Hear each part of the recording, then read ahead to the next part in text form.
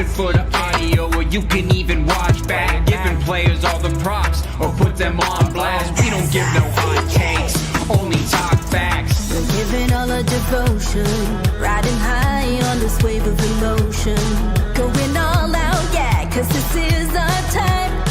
No, ain't no stopping us till we reach the finish line. All in, we came here to win. We're gonna give everything. S-I-C-K on the run. S-I-C-K, sick, sick. On fire, we're ready to fight. We'll bring the house down tonight. S-I-C-K on the run. S-I-C-K, sick, sick. Play it on the car ride, play it when you lounge. X and O, you know that we can hold it down. Shout out to my man Sammy, got it off the ground. And to all the listeners tuned in right now, got debates, analysis, and speculation. This is sports talk for the new generation. You know where to find us, got a reputation. Sick podcast, your #1 sports destination. Giving all our devotion, riding high on this wave of emotion. Going all out, yeah, cause this is our time. No, ain't no stopping us till we reach the finish line. All in, we came here to win. We're gonna give everything. S-I-C-K on the run. S-I-C-K, sick, sick. On fire, we're ready to fight. We'll bring the house down tonight. S-I-C-K on the run. S-I-C-K, sick, sick. S-I-C-K is the sickest podcast. Tune in for the audio, or you can even watch back. Giving players all the props, or put them on blast. We don't give no hot takes, only talk back. S-I-C-K, S-I-C-K, S-I-C-K, S-I-C-K, S-I-C-K, S-I-C-K, S-I-C-K. all in, we came here to win. We're gonna give everything. S-I-C-K on the run. S-I-C-K, sick, sick. S-I-C-K is the sickest podcast. Tune in for the audio, or you can even watch back. Giving players all the props, or put them on blast. We don't give no hot takes, only talk facts. We're giving all our devotion, riding high on this wave of emotion. Going all out, yeah, cause this is our time. No, ain't no stopping us till we reach the finish line. All in, we came here to win. We're gonna give everything. S-I-C-K on the run. S-I-C-K, sick, sick. On fire, we're ready to fight. We'll bring the house down tonight. S-I-C-K on the run. S-I-C-K, sick, sick. Play it on the car ride, play it when you lounge. X and O, you know that we can hold it down. Shout out to my man Sammy, got it off the ground. And to all the listeners tuned in right now, got debates, analysis, and speculation. This is sports talk for the new generation. You know where to find us, got a reputation. Sick podcast, your #1 sports destination. Giving all our devotion, riding high on this wave of emotion. Going all out, yeah, cause this is our time. No, ain't no stopping us till we reach the finish line. All in, we came here to win.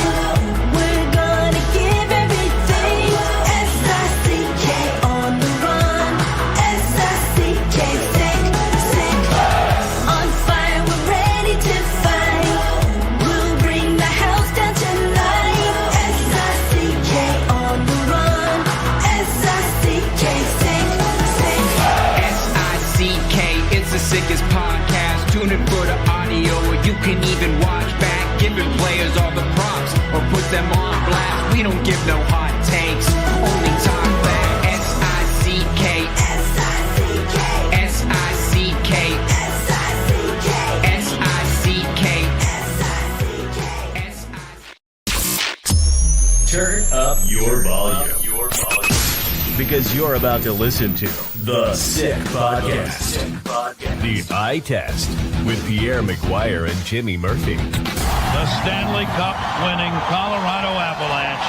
And after after 22 years, Raymond Mark! The sickest NHL podcast. Brought to you by TCS Customs and Logistics. Moving pieces, delivering peace of mind. It's gonna be sick.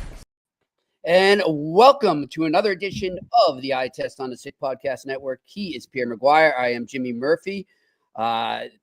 I know in the States right now is Inauguration Day and Martin Luther King Day, so we pay respects to that. But Pierre, before we start, I also want to bring up some sad news out of the hockey world and out of Boston in particular. The great Tom McVie has passed away. You knew him a lot better than me, but from what I knew of him, I loved him. The guy always had a joke. He loved to talk hockey. He always had a smile on his face when he was around the press box talking to people, and he just a wonderful human being, a wonderful hockey person. So just your thoughts on the life of Tommy McVie. Oh, he loved being at the rink. He loved hockey. He loved practices. He could fit six pucks in his mouth. He could. I'd see him on the road a lot back in the day when he was scouting. I coached against him. I was in training camp with the New Jersey Devils when he was a coach of their farm team up in Maine with the Maine Mariners. He was on the ice with John Paddock. They worked together. Tommy was an amazing man, passionate beyond belief. He lived an amazing life, Jimmy. He really did. You know, he coached the Washington Capitals when they weren't very good. He coached the Winnipeg Jets. He coached when they weren't very good. He coached, obviously, in a lot of different minor league situations, whether it was the American League or the old Western Professional League. He was a really good player. He was a tough guy, but he's a fun guy. He was fun. His wife's name was the Duke, and he used to say, "Don't get the Duke angry." How'd she get that nickname? Do you know? I don't know. I don't know that. We don't ask because we don't want to get her angry. No, I just don't know. But I do know that, especially near the later part of his life and his career in hockey, I'd see him out in whether it be Vancouver, sometimes around Seattle. And he always had great stories and he always had a smile on his face. So, yeah, I heard that news earlier and I was, kind of sad. But he lived an amazing life. So I feel good about that, but I'll miss seeing him and communicating with him. Yep, I know. And he seemed like he was just one of those guys that if you were a scout on the road and you bumped into, he'd light you up. No matter no matter where you were, you could be in the middle of nowhere and he's going to make you forget about that and just make you feel at home. So, our condolences go out to his family. Hey, Jimmy, it wasn't that long ago. He and Brian Sutter were the coaches of the Boston Bruins. I was coaching Hartford when those two guys were coaching Boston. Those were two scary guys on the bench for them. Those were two tough guys, man. Let me tell you. Talking about those days. So, I condolences to his family and a great hockey life he lived. All right, Pierre, lots to talk about from the weekend.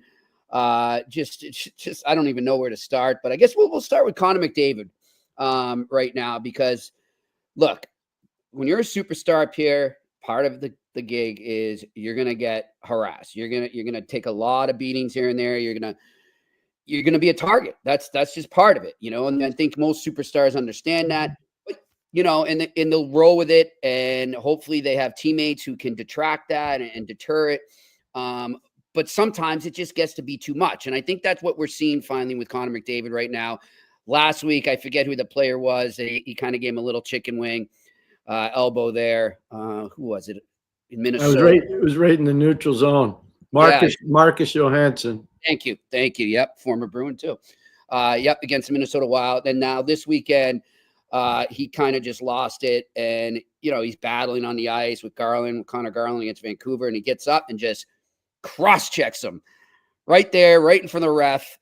Now, everyone, it's a split opinion right now on social media, Pierre, where some people are saying, hey, he has every right to do that. He gets beat up every night and, he's allowed to stand up for himself. And I agree with that. He is. I have no problem with that. But I also think that he has to do it within the rules, just like any other player. I don't think there should be a separate set of rules because he's a superstar. I think that everyone needs to be held accountable the same way. I get that, that's not always the case.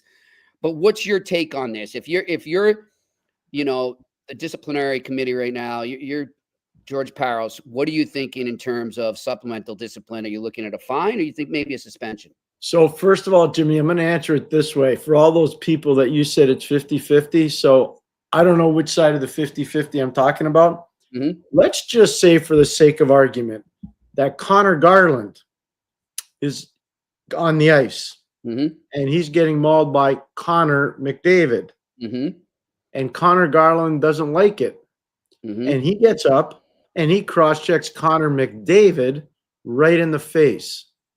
What do you think people will be saying, Oh, whether it's exactly. 50-50 or Yep. 60-40? What do you think they're going to be saying? I think it's going to be 100% that Garland needs to be suspended. Yeah, of course it is. Yep. So this, look, nobody respects Connor McDavid as much as any hockey person does. I'm with that crowd, okay? Yep. But if they don't give him a suspension on this, and I'm not saying lengthy because I don't No, think it merits that, but if he doesn't get suspended for this, it's open season. Yeah. You watch what happens around the league. Oh, yeah. And You're setting a precedent. you are setting a dangerous precedent. And here's another thing. What you do, I don't know if they do it, but what I would do, and I used to do it when I was working in the league, you look at what the team schedule is. And the next 6 games for the Edmonton Oilers, starting with the game tomorrow against the Washington Capitals, are all in Edmonton. They're all in Edmonton. Mhm. So I'm thinking 6 straight at home.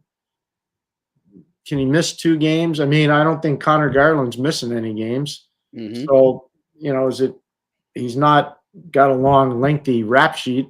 So I could see a 2-game suspension. Yeah. If it's a fine, I think it opens up a lot of potential for shenanigans down the road with other players. Yeah. I'm with you on it. Pierre, as you're saying it, I'm thinking back during the playoffs last year. Didn't somebody get up and cross-check McDavid right in the face after a goal? I can't think of who it was. I'm gonna have to think. I'll think about that as we No, go it was on. Vancouver. It was Vancouver. It was Vancouver. And you know who it was? Something going on there. It was your friend from Boston. It was Zadorov. It was Zadorov. You're right. Good call. It was right behind the net. Okay, so that he's gone. So I was wondering if maybe there was bad blood that carried over, but that's not really. If he's gone, you can't say that. No, but the one thing, I know Connor Garland. I know both Connors, but I know Connor Garland pretty well. Yeah. He's I used to watch him at the Foxborough Pro-Am Summer League all the time, and he's just a great kid. He loves being at the ring. He's a hockey junkie. He really is. Like he's not easy to play against. He's not a ton of fun. There's a lot of Linsman in him, a lot of Kenny Linsman in him. Just telling you, he's not a lot of fun to play against. And even though he's not a bigger guy, he plays big. He does. Yep. He plays pretty big. So I don't know what they're going to do to McDavid, but you would think if they're having a hearing, Jimmy. Yeah. I think you're right. It's going to be 1 to 2 games. I don't see it. But again, you look at the schedule. So here's their next 6 games: Washington, Vancouver, Buffalo, Seattle, Detroit, Toronto. And that's so maybe he misses 2, the Washington game and the Vancouver game, because you don't want more shenanigans with Vancouver when they're in Edmonton. So I'm just wondering if they look at that. But we'll see. We'll see. All right, let's stay in Vancouver. We were just talking about some stuff off the air there. Obviously the drama continues there. The other night, it was really picking up steam on social media and from people at the arena that something could be imminent in terms of a trade for JT Miller. The Rangers kept coming up as a possible destination, which they have been kind of off and on for a couple months now when it comes to JT Miller. But, afterwards, I'm not sure if you saw him speak to the media, Pierre. I mean, it's just something needs to be done. In my opinion, you need to make some kind of change there. I don't know what it is, but you need to make some kind of change because there is just a dark cloud hanging over that team right now. And it shouldn't be that way because if this team isn't dealing with all that, I'm convinced they're a contender for the Stanley Cup. They have the talent on paper. They've got a good team. Maybe they could use a couple other pieces. Not. They've got an amazing coach in Rick Tocchet. It's just hard to watch how this drama continues to just drag them down, Pierre. I don't know what happened. I really don't know what happened there. I haven't had a chance to talk to Rick. Out of respect, I have not bothered him, and I really think it's important if I was in the journalist business like you are, or somebody, and I would get into. I'm not in that business. Yeah. And so he's a friend and somebody I really respect and have won with, and so I don't really feel comfortable bothering him now. But from the outside looking in, something's wrong with the team. And I don't know how that happened. No. I have no idea. They go into Winnipeg, after a pretty substantial win in Toronto, Yep. and they got whacked. They didn't just lose; they got whacked. Yeah. So you would think you would have built off that Saturday night win, and especially coming off of a bad game in Washington, you'd think they could come back into Winnipeg and put on a show, and they didn't. Now I know on Saturday night they beat Edmonton 3-2, so the good news is they won a game, but it's something not right there. No, it's not. And look, I feel for Taka too, because I know how much he loves the game, how much he wants to win. He's got champion pedigree there. And, interesting comments from the GM Patrick Allvin today when somebody asked about, what's been your assessment of him, and he praised Rick Tocchet. He said, and it wasn't one of those I fully endorse, kiss of death type thing. You're like, oh, that's not good when a GM says that, or it was like sincere. I think he's done a great job handling a lot of this stuff, and he didn't say the word, but just a lot of the situation he said. But then he said he's got an option left on his contract here after this year. There's an option. And Allvin said, we love him, but that's got to be a two-way street. And I thought that was pretty interesting that he would say that. It was almost like he was putting the onus on Tocchet to decide to stay and not the team to keep him. And I know you don't want to get into speculation. I'm not going to do that, but it's something I think we should store away and revisit after the season that he said that. That's all. That's fair. No, that's fair.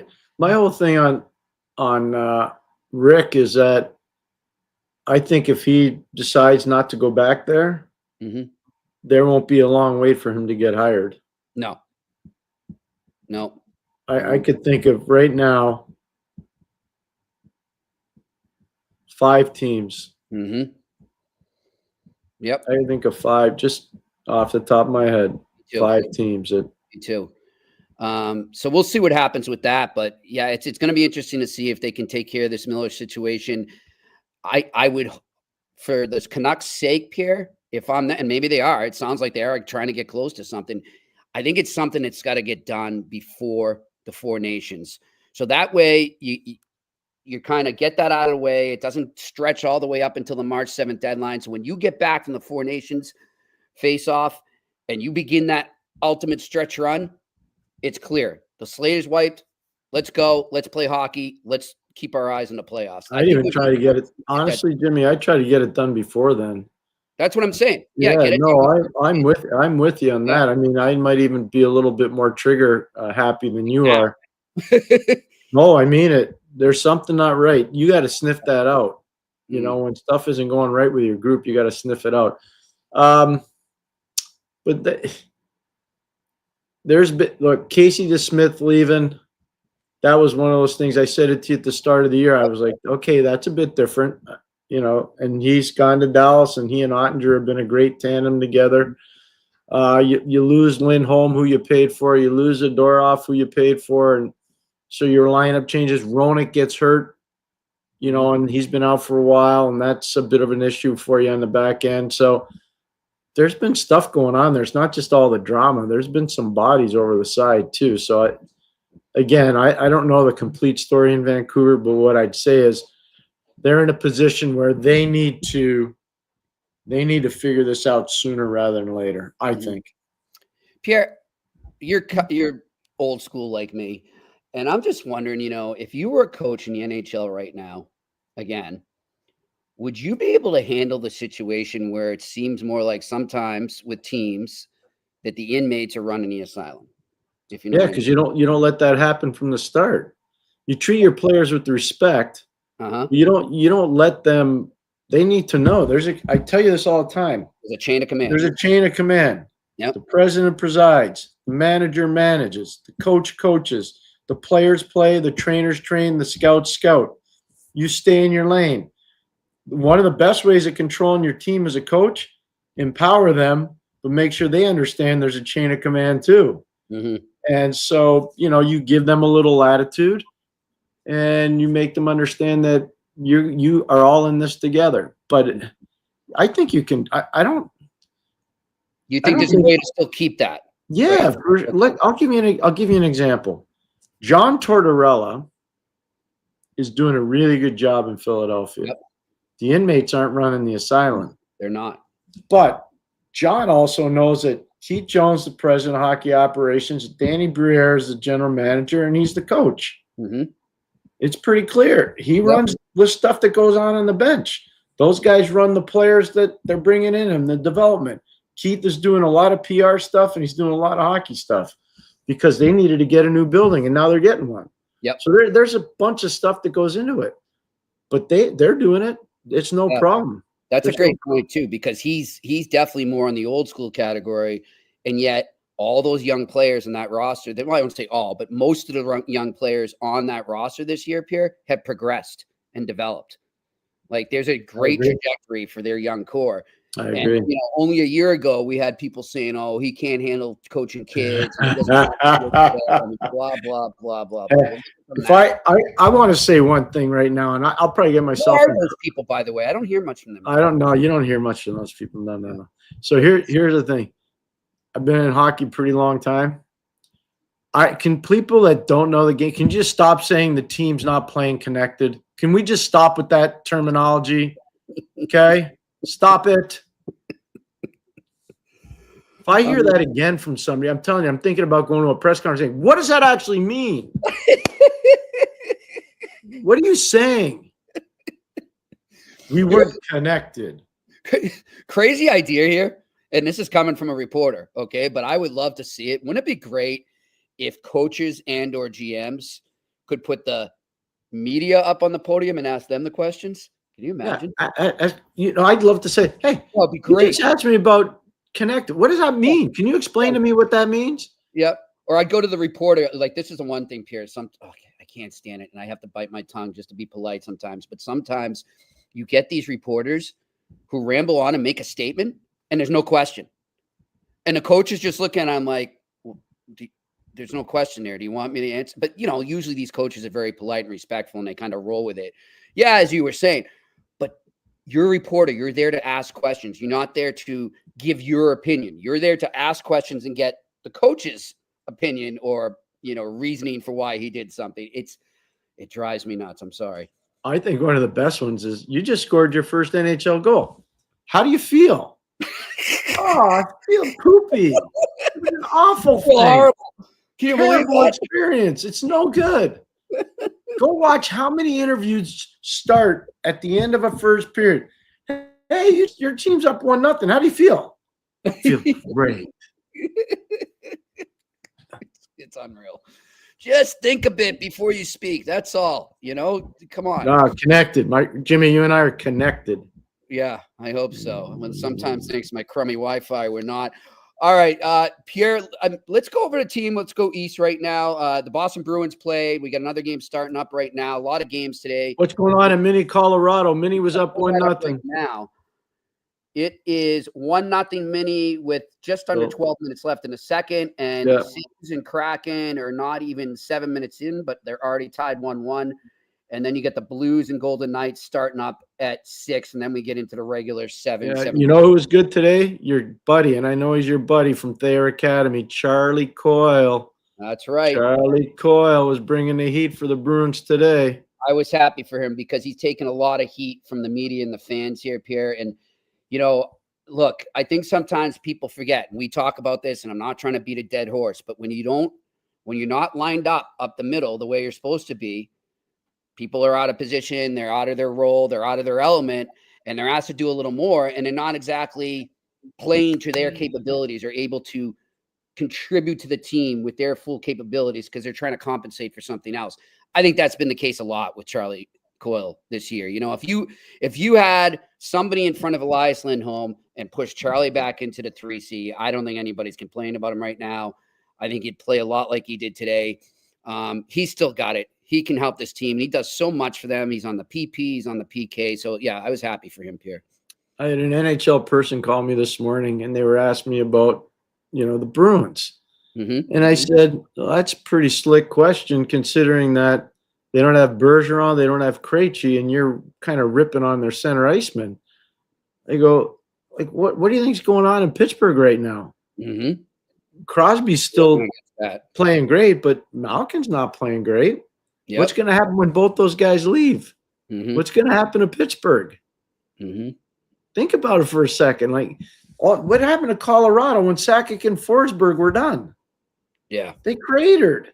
Yep. Like, it just happens. It's a cycle of life. happens. It's a cycle of NHL life. People have to understand when you're blessed to have. Okay, I'll give you an example. Pittsburgh had Mario Lemieux, Ronnie Francis, Brian Trottier. Okay. Mm-hmm. Yep. And that's 3 really good centermen. Mm-hmm. And they had those guys basically for 3 years. Mm-hmm. And then Brian got older and retired and moved on and got into coaching. Mario got sick, got cancer, battled through it, came back. But look what happened. The team that won back-to-back Stanley Cups and a President's Trophy, they cratered. Yeah. And everybody's like, well, what's wrong with them? It's not Craig Patrick's fault. He didn't know that Mario was going to get cancer. He didn't know Ronnie was going to get older. He didn't know that Brian was going to retire. Like, that's what happens. Yeah. And this is where it drives you a little bit crazy. What Toronto's done the last 2 games, especially being down 3-0 in Montreal. Mm-hmm. Without John Tavares. It's amazing without John Tavares. You are spot on, my partner. And this is the one thing that people will forget about that Montreal game, conveniently so. If Dvorak scores and start the second period off the pipe, it's 4-0. That game's over. That game is over on a Saturday night. But what happens was it goes off the pipe. Bobby McMann creates a 2-on-1 because of his speed, and he scores. And everybody, it's 3-1, no big deal. Then they score late in the period off a really good play by Oliver Ekman-Larsson. It's 3-2. And then Montreal's, they're in full panic mode. Yep. But it just, it shows you, in order to overcome the loss of a centerman, a good centerman, you got to go another mile.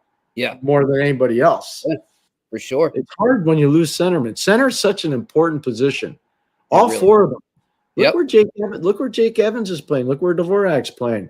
Look at Kirby Dach now that he's going. Makes a difference, right? Because now Suzuki's really going. So, center's a big, important position. So, by the way, Bruins win that game 5-3. But Pierre, going back, actually, 5-3? No, they scored. They got another one, right? Yeah, they were 6-3. My bad. Pierre, going back to Montreal. So that was an interesting one. Interesting said they have back-to-backs. They play Toronto on Saturday night. They lose, and then they play the Rangers right away. Both home games on Sunday. How important was that win yesterday for the Canadiens in terms of being able to bounce back from a game like Saturday night where they saw themselves blow a 3-0 lead to their arch rival in front of their home crowd after doing so well on the road? How important was that in terms of showing that this young core can bounce back like that?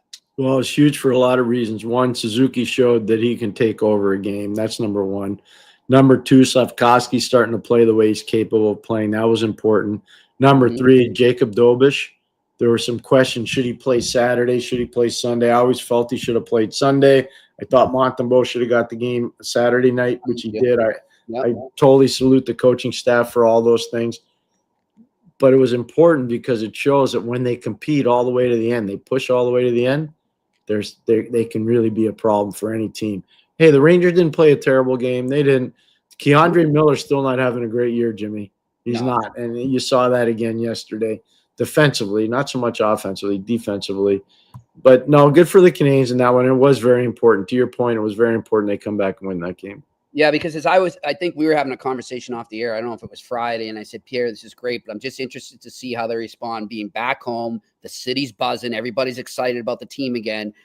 And then to have that happen on Saturday, I was kind of like, well, this is what I was a little worried about. But then they turn around Sunday and they play a great game there and they beat the Rangers. And by the way, you're right. The Rangers are playing better hockey right now. So this isn't like the Rangers like a month ago. They're playing better hockey right now. They're coming to get, you can see as a group, whatever was bothering them before, maybe they needed to have an in-house cleansing, and they probably did. Yep. Something happened there because they're more unified. They're definitely pushing. They're playing together. I don't know if it's going to be enough. Whoever thought that the bottom half of the Eastern Conference would be like it is right now? I think people expected Ottawa to be better, Detroit to be better, Montreal to be a little bit better. I think nobody expected Columbus. Sorry.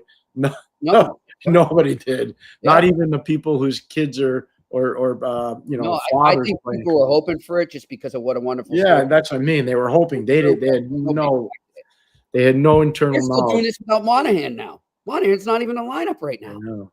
It's amazing. Zach Werenski is, though. Yep. But with Montreal, one more thing on Montreal. How about Jack Guy?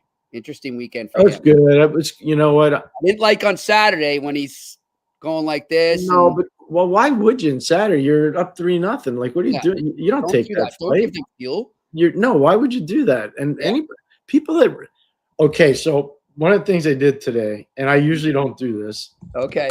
I went and I wanted to see the tape because there was a part of that fight yesterday with Rempe and Jack Eye where Jack Eye showed the talent of a good fighter because he had leverage on Rempe and he pulled him down and got him off balance. And that's when he came with a couple lefts and he got him pretty good. That's a talented fighter. Like, he knew what he was doing. So I respect that. I wanted to see it in like slow motion. Now I saw it. So then, silly me, I watch it and I scroll down. I start reading some of the comments. I was howling. It was good comedic relief. Half the people comment, "Oh, I would have taken him and I would have done that." Please, just get your skates on and play one game in pro hockey. Yeah. Not even the NHL, okay? Just go play one game in the East Coast League and get in a fight and tell me how tough you are. Yeah. Like, can we stop this powwow stuff? Like, oh, I could fight this guy anytime. No, you can't. No, you can't. Stop it. You can't. Stop it. And I don't know why I'm talking about that because usually I don't read that stuff, but I saw it today and I was like, come on. Yeah, I'm with you on that. It always bugs me too when they say that this guy's bad at hockey. No, he's not bad at hockey. He might not be as good as some of the players around him right now, but he did not make it to the NHL if he's bad at hockey. I'll tell you that. Okay. Yeah. No. Like, you make it to the NHL, just getting to the NHL and How playing about just getting paid? Just getting paid to play a game. is a You know how hard that is to do? major accomplishment. It's a major accomplishment. It's really hard. Yep. It's really hard to do that. I don't think, you know, well, he played in the East Coast League. You know how hard it is to get paid to play in the East Coast League? Oh, he just played in the American. You know how hard that is to do? Oh, he played over in Europe. Yeah, he got paid. It's hard to do. Yep. There are a billion people that want to do it. There are not a lot that get to do it. Yeah. But I don't like it takes courage to drop your gloves in front of 20,000 people or 20 people Uh-huh. and square off with somebody. It takes a lot of guts. So And then don't, you're doing it on, say, you're doing it on that, that guy's like, he's no good. He's not tough. Oh, okay. Okay. Yeah. Okay. All right. You fight Mount Rappy. Get back to Okay. me. Okay. He's not tough. Okay. I'll forget it. He's not tough. Yeah. I think people just gotta respect a little more. That's all. That's all. But yeah, good weekend for the Habs. I think overall, considering what they did on Sunday, I thought that was huge for them going forward. They got a tough week ahead, Pierre, but they're for real. They're in this mix. They're right where they wanted to be in the beginning of the season. They're there, and you look at these standings right now, Pierre. It's amazing, and It is. I mean, okay, so let's just look right now. Start the first wild card spot is Ottawa with 52 points. The Bruins are right there in the second wild card spot with 52. Then you get Columbus. Hey, you know what? If the playoffs started tonight, Toronto would be playing Ottawa in the first round. That would be nice, huh? Well, I remember when they actually did play each other in the first round. Yeah. Shenanigans personified. Games, right? I broadcast a ton of those games, and there were some villains on both sides in those days. Yeah, it was good. That was fun. It'd be good to see that go get that rivalry going again. But I'm just looking at this period. It's unreal. I mean, you go from Ottawa all the way down to the Red Wings and the Penguins at 46. So that's only 6 points separating all those teams.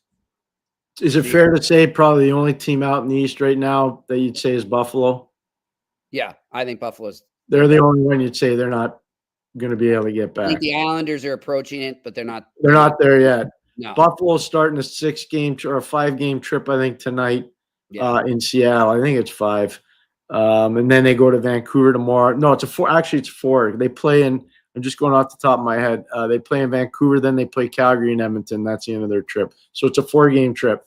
So they got to basically they're going to have to get 6 or 8 points. And I don't see that happening.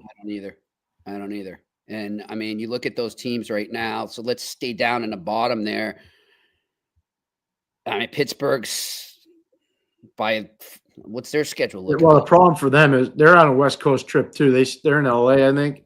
Yep. Starting tonight, but they started a 7-game trip on Friday in Buffalo. They won. They lost in Washington Saturday. They're in LA tonight, and then it's that whole Western group. So they're Ducks, Kraken, yeah. Sharks. Yeah. That's weird. They don't just have them play the Sharks after the Kings and Ducks, but so they got to go up to Seattle, then back down to San Jose, and then out to Utah before they come home on February 1st against the Predators. They could be out of it by then too. Yeah, well, they've played. I think if you look, Jimmy, I think they've played more games than anybody else, and that's a big problem for Out them. of that whole wild card mix, yes, them and the Bruins have both played 48. Yeah, so I'd rather be the Bruins than the Penguins right now. Yep. So I'm with you on that. Speaking of the Penguins, Pierre, they're going to be one of the teams I think everybody is going to be focused on as we head into the Four Nations face-off and as we head towards the NHL trade deadline. A name I keep hearing out there now that's suddenly, I don't know how they're going to do it. They have to get him to waive his no movement. He's got a hefty salary, but I'm just wondering if Erik Karlsson was available and you're the Toronto Maple Leafs and they can take some salary, do you look at that? Considering what you were saying, how they need somebody to run that power play? No? Okay. I got another player that I want. I told you who it was. I know who you want. Yeah. I told you. Yeah. So that guy would be – I think he put Toronto over the top if they got that guy. Yeah. Yeah. I'm with you on that. So interested to see what happens with Pittsburgh going down the line. Also, Pierre, I want to tell everybody out there, in addition to our upcoming schedule, we've got a great guest list this week. Really excited. So speaking of the Boston Bruins, we're going to talk Boston Bruins tomorrow with Kevin Paul DuPont of the Boston Globe. And I want to give Kevin a little thanks. Gave us a shout out in his Sunday notes talking about our Scotty Bowman interview. Well, he's just, first of all, he's a class person. Second of all, he's a Hockey Hall of Famer. And third of all, his passion for the sport is amazing. And he wants to help grow the game. Yep.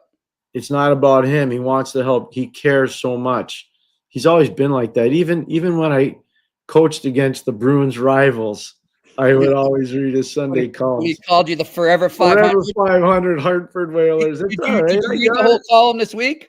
He had that reference in there again. I know. It's okay. I think that was you. He was kind of ribbing you, maybe. I consider him a friend, and I have so much respect for him. So I think it's fun. Like I told you a long time ago, Jimmy, can't take stuff personal. You can't. No. And so I can sit down and have a cup of coffee with Kevin and talk hockey forever and ever and ever. It doesn't matter. He's just a really knowledgeable, good guy, and he writes. He's a really gifted, as you know, like you.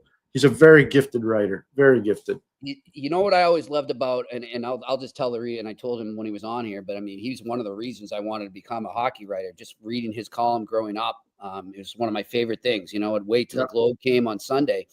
But what I loved about him was the stuff like the Forever 500s and these nicknames that he could give people or teams, and just sort of the character and the fun that he put into his columns. That's what I liked about it. I totally agree. It flowed. You know what I mean? I do know what you mean. Yeah. He broke a lot back in the day. Oh yeah. When there was not these quote unquote insiders, Kevin was breaking a lot of stuff. Oh yeah. He was breaking a ton of stuff. The Globe back in the day, Pierre, they had Sunday writers. So it's interesting to me.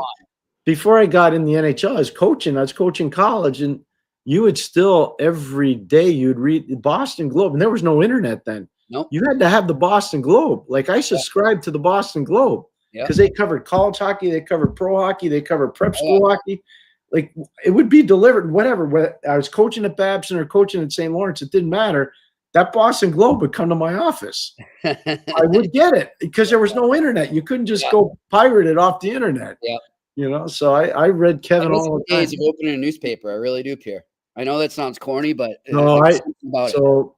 I read the newspaper cover to cover. When you ride as many buses as I had to ride on, or as many trains or planes, you read the newspaper. It was fun to do. I enjoyed it. I really did. But Kevin's great. So that's one of our guests tomorrow. One of our guests. And then Wednesday, we're going to talk some Minnesota Wild and maybe the state of This is our first for us. This is our first one. Our first owner that we've had on the eye test. It will be Craig Leopold, the owner of the Minnesota Wild. Join us here on the eye test Wednesday at 4:15.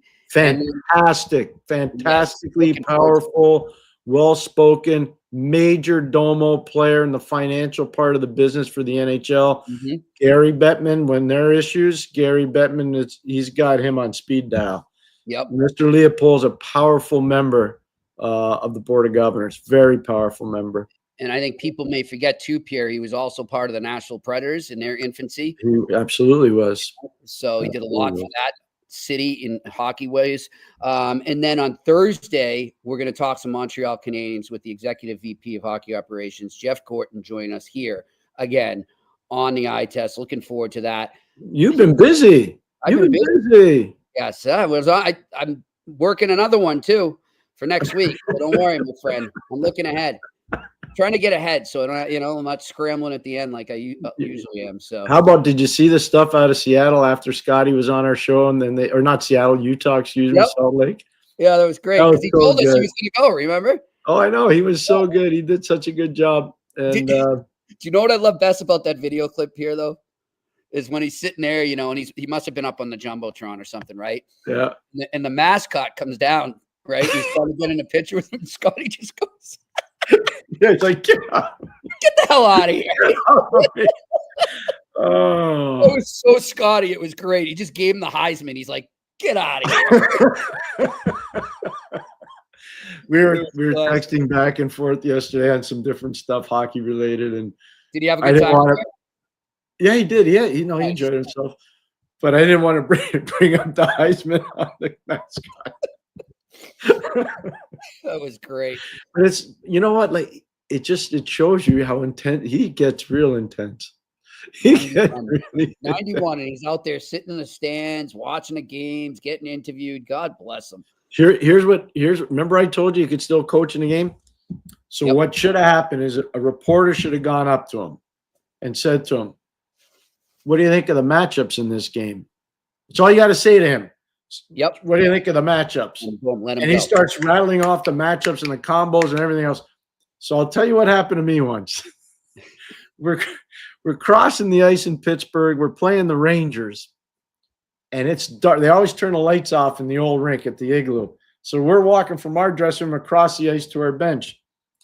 And I say quietly as we're walking through the Rangers who are skating around us, I say, we better have a good matchup for Messi tonight. And he looks like he's got it going. I was watching him in the warm-up.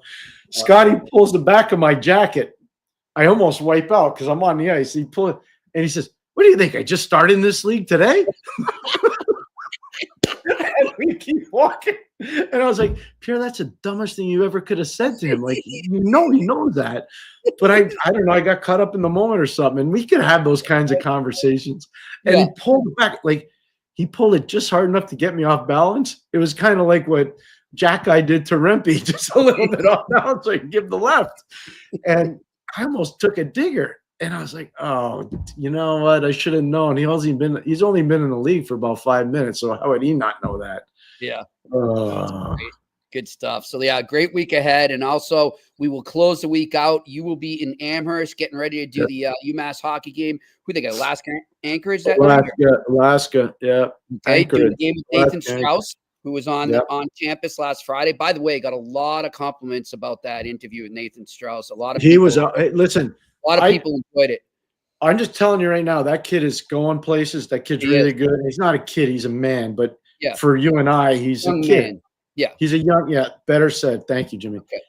He's got that young man's got a heck of a future. And the other thing, I was in Burlington all weekend.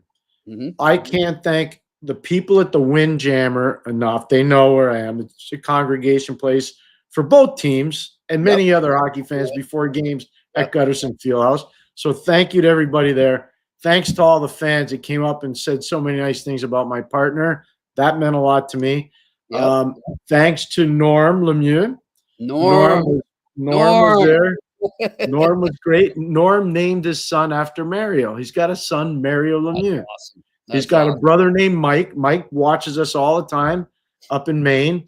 So I'm really grateful for that. But to all the fans there, really, thank you. And I did an interview on Saturday night after the second period with Adam LaFleur up there in Burlington. You know how we talk about Nathan being good? We're going to have to get Adam on. Adam's really good. Does he do the Vermont games? He does the play-by-play for the radio. And he worked with a former UVM player by the name of Jerry Tarrant, who was a nasty piece of business when he played. He and Jeff Schulman are best buddies. They play with Johnny Leclerc. Jeff's the athletic director at UVM. I got a chance to spend time with both of them. You know, they were playing when I was coaching, so I knew them both as players. And now they're obviously, you know, doing very well in real life. Schulman's done an amazing job as the AD at UVM. Amazing job. But Adam LaFleur, I'm telling you, Jimmy, right now, he's just like Nathan Strauss. He's a young guy that's on the come. He's going to be really good, really good. We'll get him on soon. How was the crowd there, Pierre? Close to $4,000, I think, both nights. So big crowds. What's a full capacity there? Probably like 4. I'm going to say 4,200, something like that. So pretty close. Yeah. So the interesting part about that, Bill, I don't know how many people that are watching us now or listening have been in it. At Gutterson, it's not so much the side seats that are where the big crowd is. At both end zones, it just goes straight up and it goes back far. And at one end's the students, at the other end are the people that live full time in Burlington, Vermont. So there's a dichotomy there. One's crazy rambunctious, and the other one are politely just clapping. You know what I mean? They're just different. But yeah, no, it's a great place, and I had a ton of fun. Watched some really good players, and the people at the win. I'm just going to tell you, Jimmy, like I was blown away how many people came out and said, yeah, I watch you and Jimmy all the time. Love the eye test. It's not. I'm like, thank you so much. Really means a lot. Thank you. I love that. I love it. Good stuff. Well, glad to hear that you had a good time there. So next Friday, you'll be in Amherst. I will be down at Sacred Heart University in Connecticut for CT Ice. And I want to tell everybody right now, if you go, let me give you the handle on X, Twitter, whatever you still want to call it. If you go there right now, they have their link up to get the to their auction, their silent auction. You can sign up and bid on prizes. They've got some great ones, including just came in today. Rangers general manager Chris Drury has actually donated 2 tickets to their Wednesday, March 5th game against the Washington Capitals are going to be on there. So check it out. Go over to @CT Hockey FDN. Again, that's @CT Hockey FDN. That's for the Connecticut Hockey Foundation. And you can get in on that action. I will be down there. All the 4 schools are playing from Connecticut, all the D1 schools. Really looking forward to that. And then, Pierre, February is going to come, and we are going to be moving around, my friend. We will start it off the first 2 Mondays at West End Johnny's. Really excited about that. We'll be over there before each Beanpot game from 4 to 5 p.m. Excuse me, 3 to 4 p.m. because of the 4 o'clock. Yep, for the first games. So 3 to 4 p.m. over at West End Johnny's, 138 Portland Street in Boston, right near the Garden. So come on over, get ready for the Beanpot games. It's going to be really fun. I think I was just talking to Kevin Stevens. He's going to drop by. We got some other guests we're lining up. Johnny. A lot of Northeastern people coming, I can tell you that. Yep, that's a Northeastern bar. And Johnny Caron is trying to line up some guests as well. Beanpot alums, Pierre, that will be there in person with us. I'm going to try to get some Beanpot Hall of Famers in there, so don't worry. We're working. You guys might be talking to the same person. You might have some. I'll ask you. Have some similarities. Yeah, you got some similar friends. So anyhow, that's going to be great, and then we will head north to Montreal for the Four Nations face-off for the whole first week. We'll be up there, and we will be at McLean's Public House. That's at 1420 Peel Street, Upper Peel Street, not the McLean's on Lower Peel Street, Upper Peel Street, 1420 McLean's Public House. Will be there 6 to 7 p.m. before each game in Montreal, except for the matinee on the Saturday. So we'll be in between the games. There's a 1 and there's an 8. So we'll recap the 1. We'll preview the 8. And that 8 o'clock one, Pierre, of course, is the Canada-USA game. Looking forward to that. And then we'll return to West End Johnny's the following week for the games down here for the semifinals and the final. at TD Garden. We'll be over there at West End Johnny's again, 6 to 7 p.m. So come join us there. Really looking forward to it. We got a great weekend. It's going to be some more remotes, I think, Pierre. Something tells me we're going to be traveling. Well, you already are. You're always on the road. But Yeah, but those Sam Adams might go down easy after the shows, Jimmy. yeah, that's right. And Sam Adams is behind our shows at West End Johnny's and the Boston Beer Group. Really looking forward to that. They actually have a promo they're going to be running on their Cold Snap beer. And that will go in nice right now because we're in the middle of a nice cold snap here. It is. You want to change places? Yeah, no, I think it's colder where you are, buddy. I'm pretty sure it's colder where you are. I know. It's cold.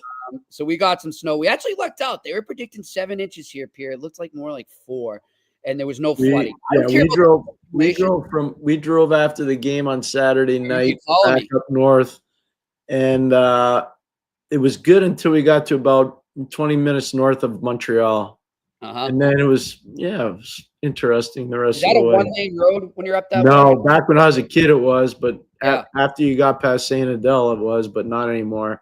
Now it's 2-lane all the way. It was a little hairy? It was a little different. Yeah, okay. It was good. It was fun. Glad you made it. So the one thing I'm worried about, Pierre, here too, because I live right across from the ocean. I know. Last year, where I'm sitting right now, this whole area right here was completely underwater. I'll be all right. I'm on the 2nd floor, but it was flooded good.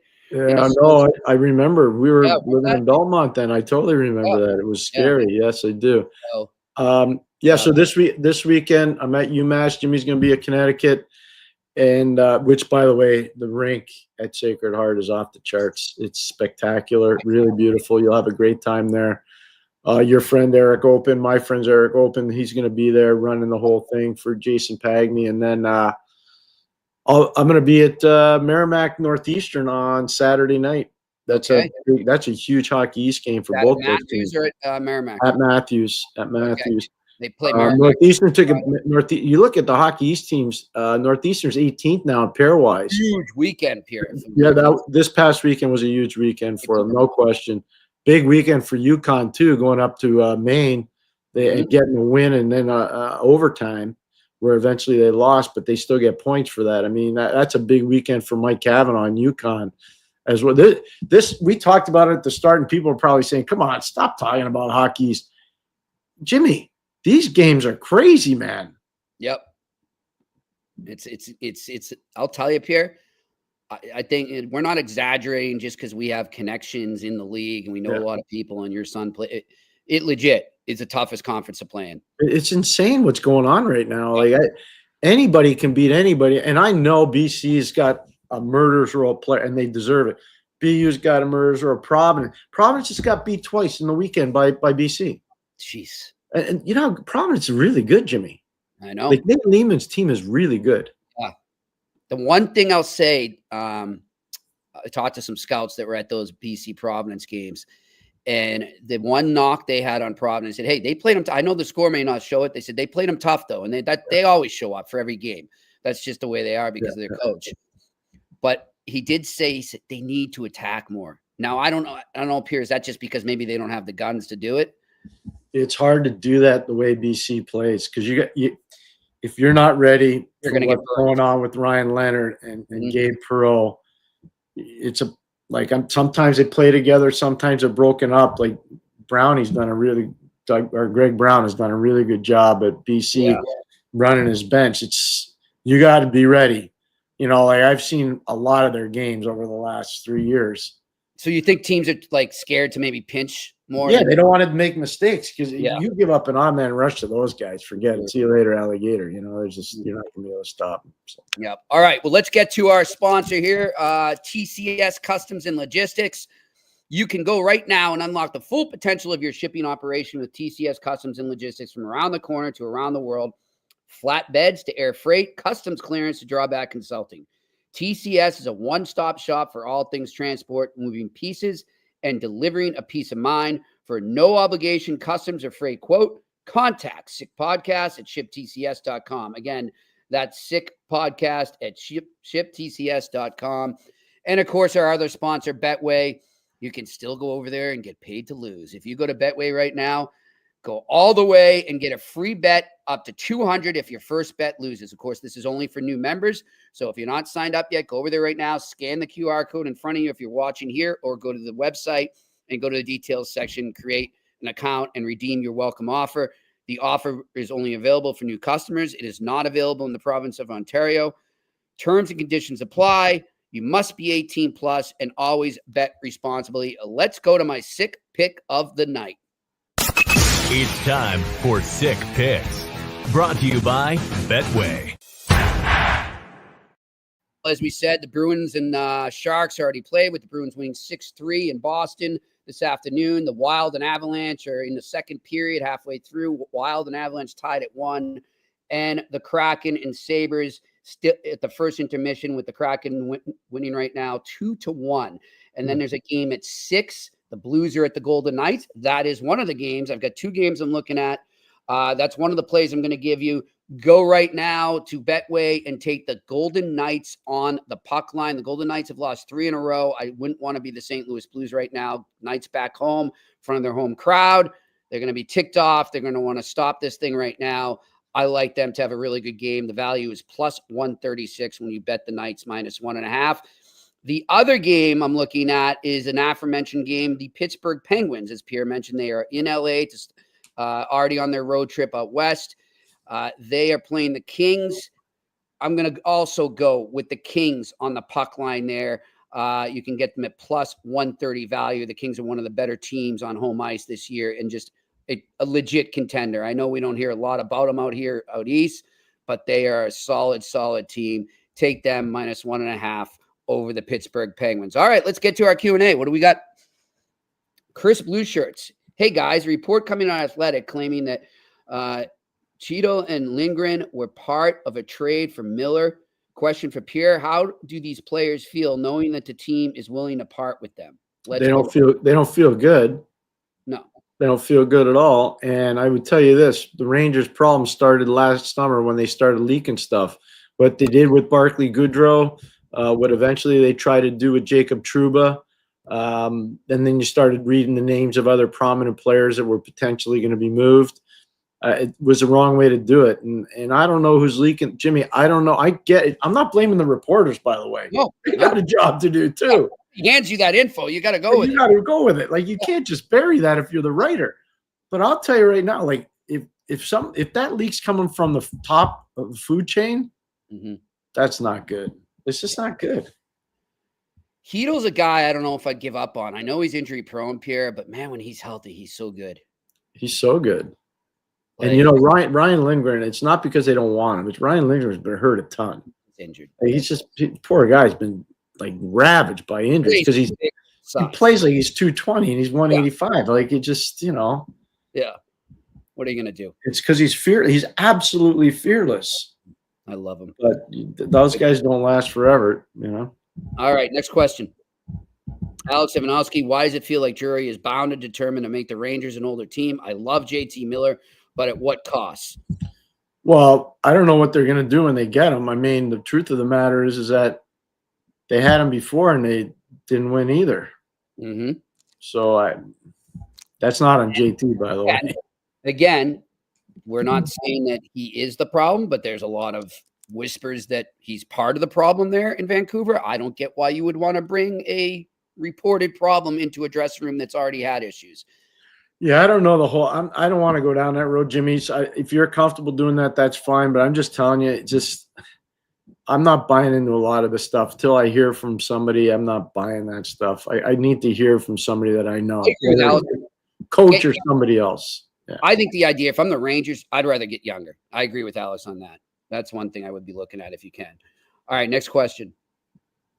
Bert L. Question: how much scouting is done on the off-ice behavior? Interesting, Bert. Nice question. Off-ice behavior and actions of a player. Any interesting stories looking into a player's background? I'm sure he's obviously not going to tell your name, Pierre, but did you ever have a situation where, you know, you really had to double check on that stuff? Every trade. Yeah. Never, ever not. It's really important to have that. You know, I'm not going to tell you about methods or how we would do it. I maybe did it different than somebody else, or maybe somebody did it different than me, but Yeah, no, very important. You got to be very, very organized. You got to be very trusting of some of your sources, but you better make sure you double and triple check. One of the best things that happened to me was working for Sports Illustrated magazine, because I wrote for 15 years for Sports Illustrated. I wrote a column every week. It was called Inside the Crease, or In the Crease. And every Sunday, I wrote on Saturday nights or early Sunday mornings. Every Sunday, I'd get a call from a fact checker at Sports Illustrated. And they would want to know, who's your source? How'd you get that? How'd you get that? Who's your source? And I would provide that because it was in-house. I wasn't putting it out publicly. Right. But it taught you that you had to have methods for sourcing and methods for reporting. And you learn when you do that, you make a lot of contacts and a lot of assets around the league that know they can trust you. And that's where you start to put together a fountain of information about players and about people. So, yeah. Were you ever in a situation where a trade, like it was, you liked the player on the ice, but you didn't necessarily like some of the things you're hearing, and you moved away from it because of that? Like, did that win over talent ever? I don't know if I was ever in that predicament. I'm just trying to think now. I've never been in that position. Okay. Because I'm not going to say the names or the teams, but I remember a GM telling me where he's like, oh man, I just love this kid on the ice, but I can't deal with the other stuff that I've heard. And I was like, wow. No, and some of that's true, because there were players that I knew were not good guys, but I didn't really want them as players on my team either, if that makes sense to you. Yeah. So we never went down that road anyways. That's got to be tough. All right, next question. Roger Collette. Slav scored another obvious penalty not called. Why can you cross-check a player after a goal? I realize you are both very respectful towards officials. No, but it's a fair point. Like, I think in the one he's talking about is the Ranger game when he's driving hard to the net. And it's happened to him a lot, but that's part of what goes on in that area. Yep. There was a play I saw last night. Somebody got cross-checked right in the back, and the puck came. Actually, you know what? It was today. Celebrini. Marchand torpedo Celebrini from behind. And he got him, but good. Yeah. And the puck came from the point, and I was like, that kid might get that puck right in the face. Yep. Yeah. You remember the play I'm talking about? It was in the first period. And I forget who was going after Marchand at the end of the game, and I'm pretty sure it was because of that. I was just like, whoa. So you know what, Roger, it happens a lot in that area, and it's tough. Especially in the playoffs too. Look at Mike Bossy's back was never the same when his career was done, and a big reason why is because of that. Yep. All right, next question. Postnet on 130. How could the center of the action penalty call be missed? An interference call Sunday on the Rangers player that knocked down Matheson just before Zibanejad's power play goal in the second. Frankie on TSN had something to say about it. Yeah. I don't remember it. Sorry. All I can say is there are a lot of calls that are missed. That's why I'm still going to stick with it, Jimmy. One referee on the ice, one referee upstairs, two linesmen on the ice, more room. The players know somebody upstairs is watching. They're not going to get away with nearly as much, and it's going to prolong the careers of referees. I'm telling you, it's the way to go. I don't know what they're waiting on. I've been talking about this for over 10 years now, Jimmy, for over 10 years. So they're probably – and I talked to some officials, especially retired guys, and they're like, you know what? That would have saved probably 5 years of my career if we would have done that. All right, next question. FFFF. As you might have noticed, all tough guys pick on the Sheriff in Montreal. Should Montreal acquire Matthew Olivier from Columbus to lighten the load of tough guy duties in Montreal?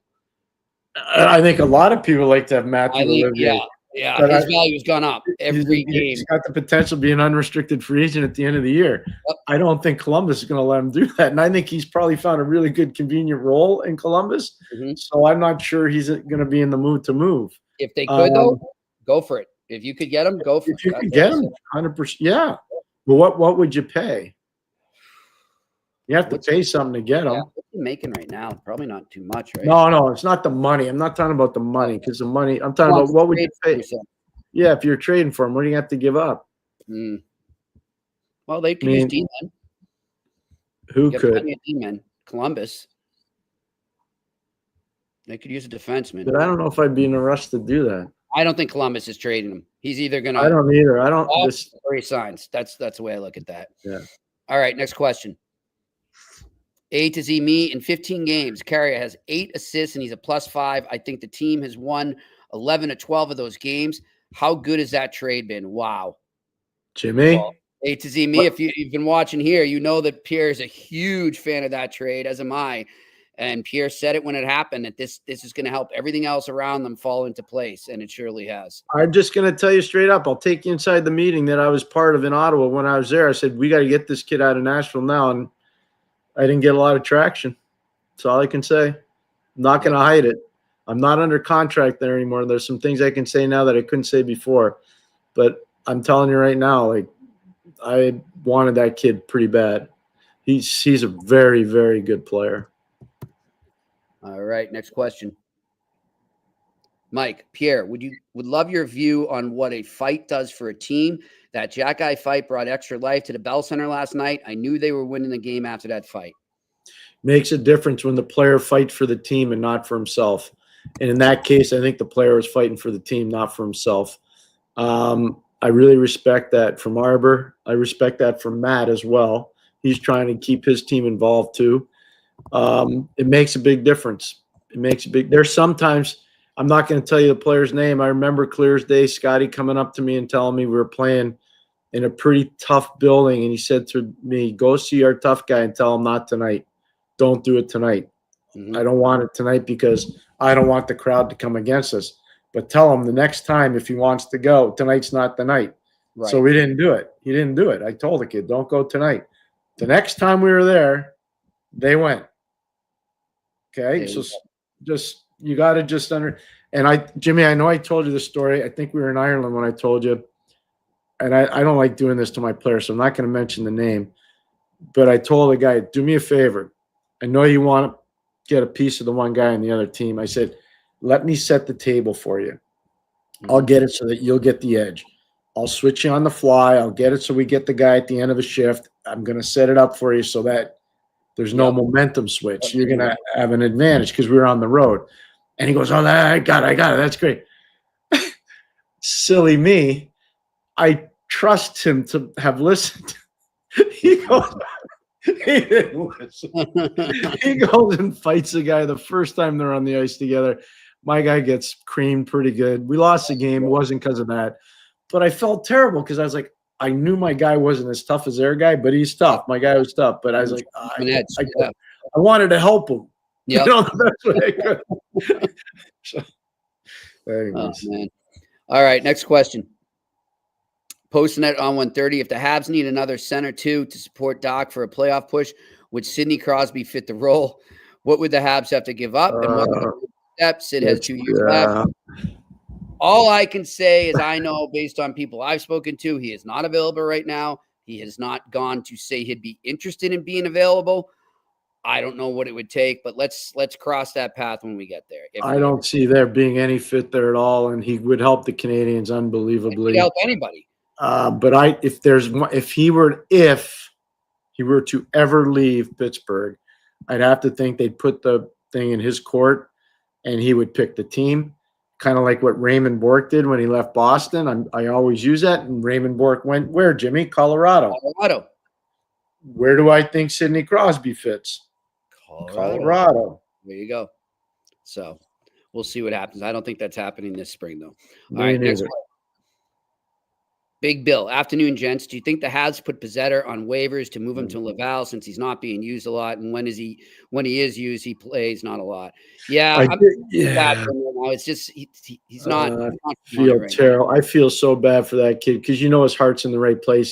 He goes in there, takes penalties. He doesn't want to take the penalties, but he wants to show the coach he can do something. Yeah, takes the penalties, and so they don't trust him. It's pretty apparent they don't trust. If he goes on waivers, he's going to clear, just like when Primo went on waivers, we said he was going to clear. Owen Beck's been recalled by the Canadiens. So he's coming up to Montreal from Laval. So I don't see Pizzetta having much of a leash left in Montreal. All right, next question. Or L question: how valuable is so-called locker room and character guys to their organization? I'm talking about players like Pat Maroon. Do their off-ice skills outweigh on-ice contributions?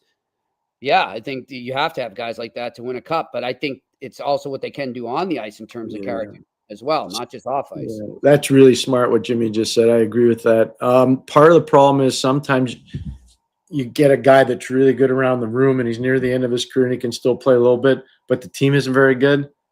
So all that good stuff that he's putting out there, it gets lost. Yep. So Scotty had a great line about a player. He kept being told the player was so good off the ice. So Scotty said, well, we'll play him tomorrow. And the guy was no good. He goes, I knew he was good off the ice and I should have left him off the ice. So, you got to be careful with those guys. But Brian Trottier, I keep bringing it up. Brian was great in the room. He was great around the guys. And he was still really good on the ice. He made a massive difference for our team. All right, next question. Postnet on 130. Wall and Quick played awesome on the weekend versus the Habs. Thoughts? The condensed schedule to accommodate the Four Nations face-off must play a toll on the players. Yeah, it definitely does. I agree with you on the goalies there for sure. We totally agree. It's a great point, and you're right on it. Spot on. Yep. All right, next question. Randy Workman, Jimmy and Pierre. Zane Parike is lighting it up. How hard will he teach them defensively? Will they teach him defensively? Well, what I would say is as long as he's receptive to coaching, he'll be fine. And he is ripping it up, by the way. But if he's not receptive to coaching, then it's going to be a little bit more difficult. All right. Next question. Randy Workman, if you're a Husker, what do you say to the Flames winning in Winnipeg when you had no business winning? Way to go. Let's keep going. Let's keep building on it. It's the only thing I'd say is I wish we were staying over because if the Palomino Club was around, I'd buy you all around. That was the best back in the day. And for Winnipeggers that are listening to this, you know what I'm talking about. You play at the old Winnipeg Arena, nobody left. Everybody stayed downtown. They know the hotels where the teams used to stay. And you take a cab out to the Palomino Club and you'd have a blast. And then you go back to the hotel, get a little rest, and on to the next city. That was one of the best places in the league, the old Palomino Club. Nice. All right, next question. Marco Larebe, what's up, Marco? How would you explain the average of shots on goal being down around the league? Block shots, I think. Block shots are a big part of it. In-zone coverage a big part of it. Teams plan to collapse around the net and forcing everything to the outside. It's harder to get pucks through. It really is. All right, next question. Fave, there's been instances of rookie goaltenders coming in and having unbelievable starts, but are unable to replicate the same numbers later in their career solely due to shooters getting a book on them. Well, it's not just that. They do. But also guys play a little bit more energy when they come in and then things start to falter. That's why it's so hard to be a starting goalie in the league. Everybody wants to be one, but until they have the chance to be one, they don't really know what it's about. But, yeah, no, getting the book on a goalie makes a big difference. There's no question. All right. Next question. I think that's it. Yep, that's it. That's all here on a Monday. And I know, Pierre, you got to get ready for our good friend Mitch Melnick, who, by the way, for those that listen to TSN 690, you can find Pierre on there now in the same slot, 5:35 p.m., Monday through Friday. Not just Monday, Wednesday, and Friday. Monday through Friday, Pierre will be there. And, of course, you can find him here on the post game with Tony Marinaro on the Sick Podcast Network, and also with Bet Rivers in what's called Toronto Rush or Leafs Rush, Pierre? Yeah, Toronto Rush. Toronto Rush and their post game there. He's everywhere. He's everywhere. And, of course, he's doing games as well for ESPN Plus, college games. And like we said, he will be at UMass Amherst with our friend Nathan Strauss this Friday. Want to thank Shane working the boards up in Montreal. Thanks to all our listeners and viewers, and of course to those who ask questions. We love your questions. Keep them coming. And as I said, a big week ahead. So stay with us here tomorrow as we talk some Boston Bruins with Hall of Fame puck scribe Kevin Paul DuPont on the Eye Test on the Sick Podcast Network. Until then, have a great night. And that's a wrap. Hope you don't miss us too much until next time. Follow The Eye Test with Pierre McGuire and Jimmy Murphy on YouTube, Facebook, Google Play, and Apple Podcasts.